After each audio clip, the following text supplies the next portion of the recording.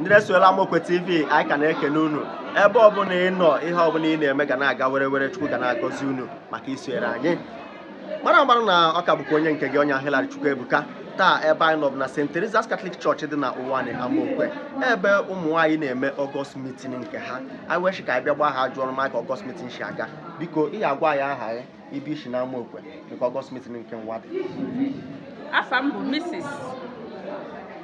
Cordelia Ngozi Okechukwu Ezinne JP. Okay.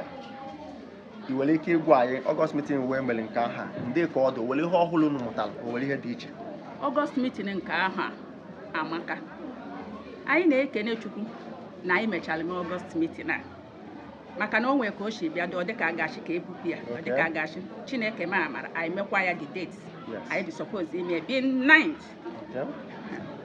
Ihe anyị mụtara n'August meeting a karịrị nke mbụ anyị mụtara ka anyị ga-esi na-ahazi ezinụlọ anyị ka anyị na ndị di anyị ga na-esi ebi n'udo ka anyị ga na-esi erubere di anyị isi no matter ụdịrị akwụkwọ ịgụrụ ị ga-anọ n'okpuru di gị ị ga na-erubere di gị isi.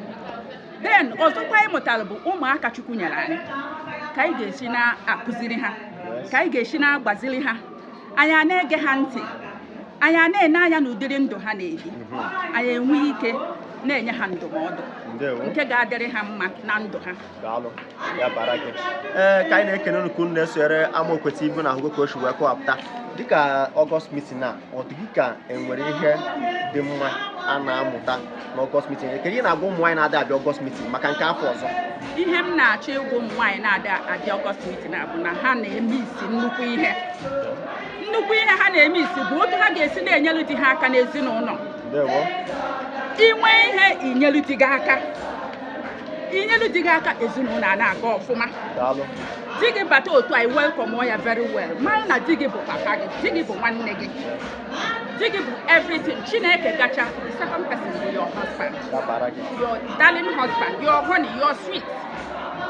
Ị na-eme ya obi a na-adị ya nwa na-emekwa gị obi a na-adịghị mma. Unu ewee dịte ndụ aka so na ụmụaka unu ene unu nka. Daalụ maka isere anyị enwere na mmemme ọbụla ị na-eme bụ ezigbo ihe achefukwana ịkpọ Amokwe TV maka na anyị ga-abịa gosi ụwa niile ka mmemme achị wee gaa na-asị gị na-esokwara na YouTube channel anyị Amokwe Community TV ebe a ka a ga na-eme mmemme dị iche iche. Daalụ.